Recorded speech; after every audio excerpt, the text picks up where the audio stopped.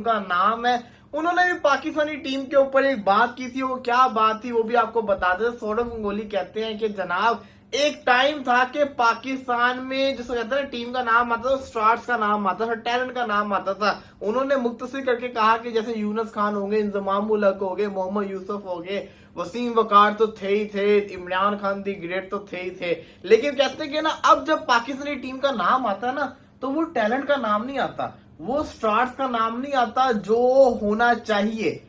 वो कहते हैं पाकिस्तानी टीम को लोग बातें करते हैं कि टैलेंट टैलेंट, इस टीम में कोई टैलेंट नहीं है, इनको चाहिए कि जिससे कहते हैं ना टैलेंटेड प्लेयर्स को लेकर आए। कहने का मकसद उनका यही था। अब ये बहुत बड़ी स्टेटमेंट है। इससे पहले कहते हैं रविचंद्रन अश्विन ने भी एक स्टेटमेंट दी थी। उन्होंने भी ऐसा ही कुछ कहा था कि पाकिस्तानी टीम में शौक होकर रहेगा कि पाकिस्तानी टीम को ये क्या हो गया हुआ है। हर्षा बोगले भी इंडिया की, उन्होंने भी कहा था कि जितना शॉर्टर फॉर्मेट होगा उतनी खतरनाक पाकिस्तान की टीम होगी, जितना लॉन्गर फॉर्मेट होगा उतनी बुरी पाकिस्तान की टीम होगी।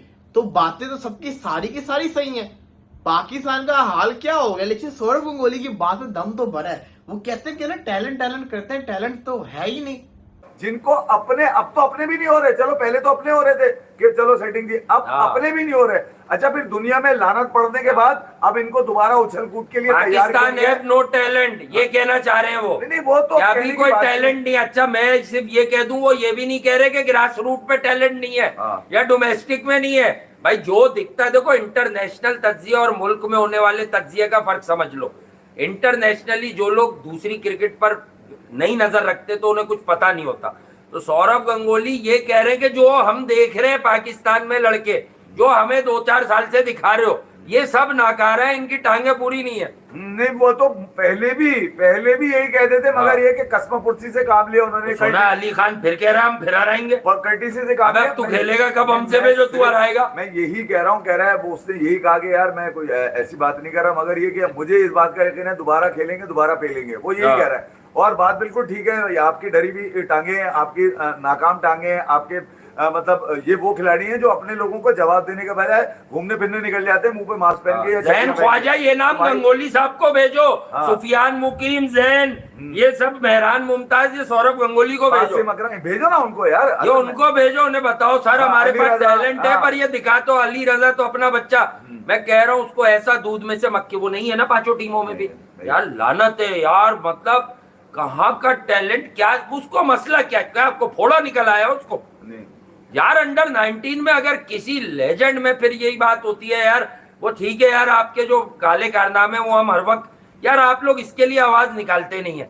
आपने यानी अंडर 19 वर्ल्ड कप देखा ही नहीं, दुकानें नहीं लगी हुई करने की कोशिश करेंगे। बाकी जी बांग्लादेश के प्लेयर्स, शरीफुल इस्लाम ने कहा कि हम जाके अब इंडिया को हराने की कोशिश करेंगे। We have the skill set, और हमारे हौसले बड़े बुलंद हैं।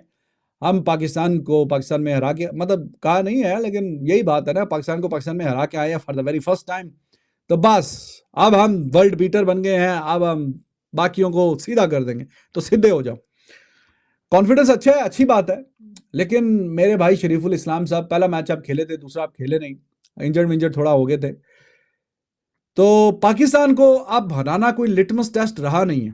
ये लेट 90s की, अर्ली 2000 की कोई पाकिस्तान नहीं है कि जिसको आप हरा के समझ रहे हैं कि जनाब आहा हा हा, अब तो मजे आ गए, नजारे आ गए, अब तो हम किसी को छोड़ेंगे नहीं, पकड़ लेंगे सबको। अब आपने उस पाकिस्तान को हराया है कि जो लोएस्ट पॉइंट पे है इन द लास्ट 50 ईयर्स, 50 साल की जो लोएस्ट पॉइंट पे है पाकिस्तान टेस्ट क्रिकेट में, तो उस पाकिस्तान को हराया आपने, अच्छी बात है। मैं आपसे आपका क्रेडिट बिल्कुल भी नहीं छीन रहा, आपने कमाल कर दिया, लाजवाब कर दिया, और मजेदार परफॉर्मेंस, हिस्टोरिक अनप्रेसिडेंटेड काम किया आपने। लेकिन वो लिटमस टेस्ट नहीं है कि आप वर्ल्ड बीटर बन गए। हाँ, अगर इस इंडिया को जैसा आप कह रहे हैं कि आप एक आधा मैच हरा दें या ड्रॉ भी कर दें, तो मैं समझूंगा आपकी टीम वाकई बहुत ही इंप्रूव कर गई है, बहुत ही इंप्रूव कर गई है, बहुत ही शानदार और बेहतरीन, आपकी जो बिल्कुल राइट ट्रैक पे आप चढ़ गए। तो ये जो 2 मैच हैं, होल्डर को जो फाइनेंशियल मसल होल्ड करता है उसको वो नाराज नहीं कर सकते। ये दुनिया की हकीकत है, हम इसको इंडिया पाकिस्तानियों की नजर से देखते हैं, लेकिन that is a world reality, आपको एक्सेप्ट करना पड़ेगा। बहुत सारे लोग को अमेरिका नहीं पसंद होता, but America is the greatest power, सबको पता है ये। सो उस बात से कोई दो राय नहीं रखता। हाँ, अपनी पसंद नापसंद आपकी अपनी जगह होती है, अपना कमेंट अपना जो सेंटिमेंट होता है इस स्टेटमेंट के ऊपर कि if America is the greatest power और नॉट। सो खैर, this is what it is.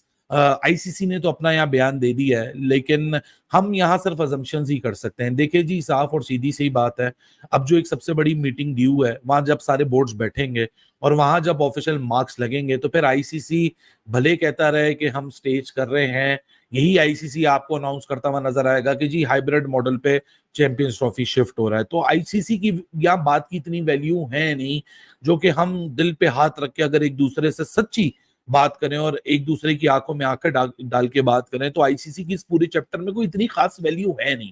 हाँ, एक ऑर्गेनाइजेशन